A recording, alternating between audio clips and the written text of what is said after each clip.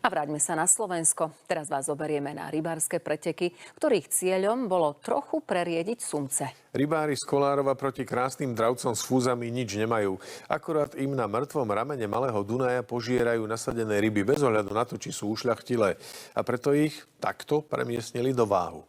Súťažiaci síce kapitálneho sumca nechytili, ale pochvaľovali si pohodu v priamo rozprávkovom prostredí. Rameno Malého Dunaja pri Kolárove uzavreli pred 30 rokmi. Všetci vedia, že je plné sumcov. Lov na kapitálny kúsok začal v piatok. Zistili, že tí sumci sú u nás tuto na ramene premnožení. Veľa malých sumcov sa chytá, mali dobrý nerez, preto sme sa rozhodli, že vyskúšame sumčiarske preteky. Takmer 3 km dlhé mŕtve rameno je zhruba 10 hektárovým revírom trojdňových pretekov. Na háčik sa chytilo viac ako 20 sumcov, podľa ktoré si vzali domov, tie pod mierou putovali späť do vody. Ale nie do mŕtvého ramena Malého Dunaja, ale do váhu. Na ramene totiž vyžierali nasadené ryby. Nie je jeden 100-kilový sumec tam je. Tie veľké ležia niekde na spodku medzi Kolármi. Ale sumci musíte mať čas, veľa času. Všelijaký nástrahy tam dať. Tak majú čo jesť.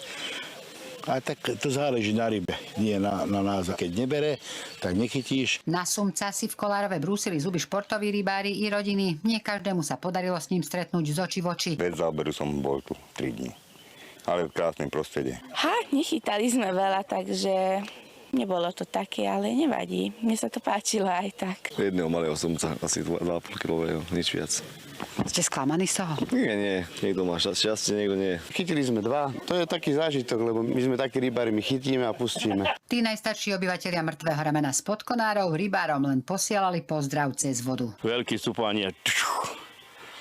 Tu hore aj dole, viackrát cez noc. Čo oni majú taký blak, alebo cup, luk. Plieskali chvostami na druhej strane. Ani jeden kapitálny sa neukázal. Od uzavretia ramena chytili sumca, ktorý mal cez 50 kg, len jediného, aj to pred rokmi. To je, môžem povedať, že celkom iný svet ako kaprarina. Vlastne majú viac rozum ako rybári.